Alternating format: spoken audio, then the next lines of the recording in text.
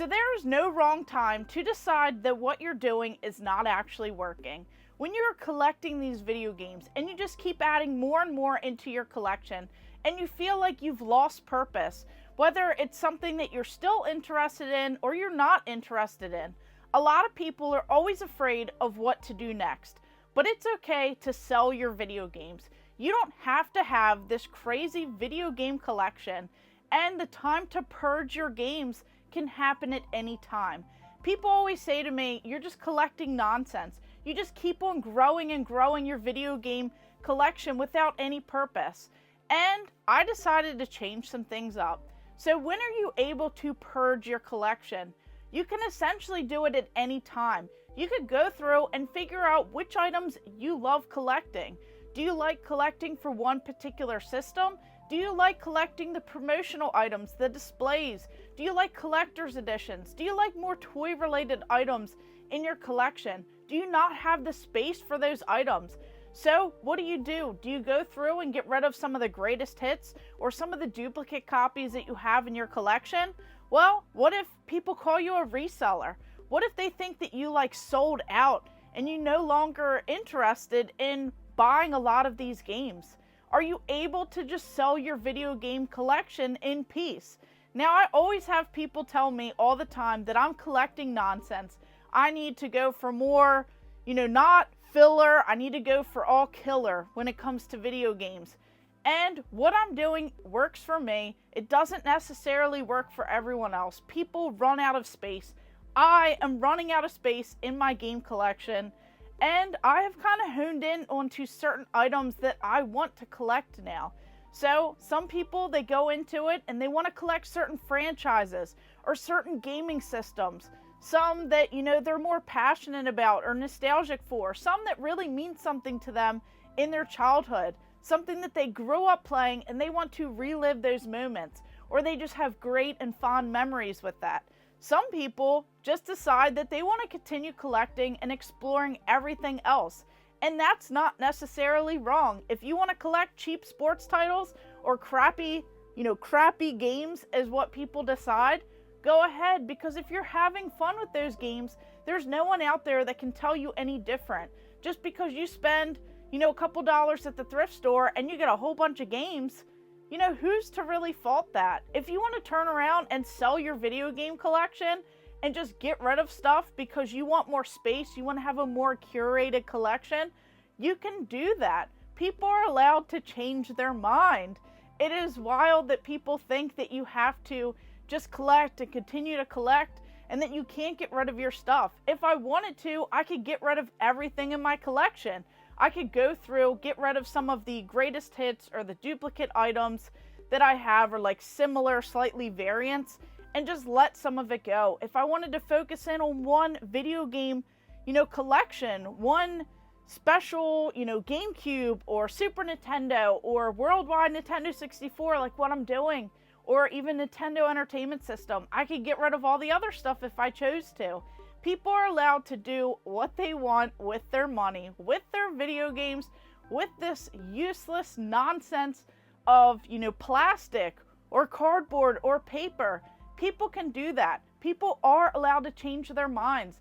There's so many YouTubers that go in this and people just assume that they're looking for clout or they're looking for, something out there just so that people go ahead and they just follow along. They listen to what they say. They see all of this stuff and maybe it adds some sort of sense of security or some entitlement or something of that. But people can change their minds. They could do whatever they want. If I wanted to, I could do it too. But some people just really enjoy this. Sometimes it doesn't get old. Sometimes, people change and they shift as they go through. I buy stuff and I see other things that I want as well. So then I buy that stuff too. And then it just kind of brings me down different paths. And I learned so much about this stuff. And if I want to play these games in the future, I have this stuff ready, available, physical copies. I don't have digital downloads that'll eventually go extinct. I don't have, stores that are going to close. I have all of this stuff at my fingertips. If I have people over, they can play this stuff too. And if I want to choose to sell it all, I can do that. Everyone can do that at their disposal, their own, second that they decide to. It is essentially something that people can do, and the hate should not be there. You shouldn't be deemed some sort of like scummy reseller or, person who sells out or anything else. Some people, they just grow, they move on, and they change their different paths. Now, to go ahead and, combat that, how do I keep it interesting? I go through and I just collect what I enjoy. Something that I love about the hunt of collecting versus the games that shaped us versus the history of these items, the importance of these items. Maybe I focus in a little bit more of certain things. If you've seen my collection, you know that I love the kiosks, the store displays, the standees, the promotional items, those items that were trashed. They're often thrown out, and I'm able to save these pieces of history, save those moments, and just have these kiosks and these displays. When you would go into, Kmart, Walmart, Toys R Us, just all these places back in the day, you could play these kiosks. You got to enjoy these games firsthand. There's like memories, and just have people who come over, they get to experience that all over again. It brings back that joy for just a moment, and that's the stuff that I absolutely love. Now, when it comes to games, if I find great deals, I'm going to buy them. I don't pay the market value, and some people, they'll sell certain things that they're not using. If you are in a financial state where you have to do that, you shouldn't feel bad about that, because everything happens for a reason.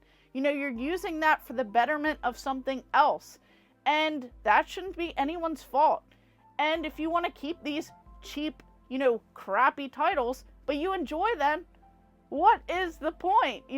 If you enjoy them, you should just be able to enjoy them in peace. You shouldn't have people telling you that your stuff is crap and that, you shouldn't be doing this.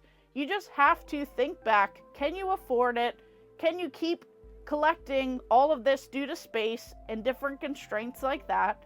And is it something that you really enjoy? Is it something that you love at that time? And if you aren't enjoying it anymore, if you don't find it relevant or useful in your life, you're able to get rid of it.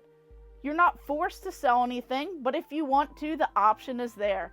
So I want to know what you guys think. Do you guys just continue collecting the same way of everything that you started collecting when you first started? Or have you changed and grown as a person?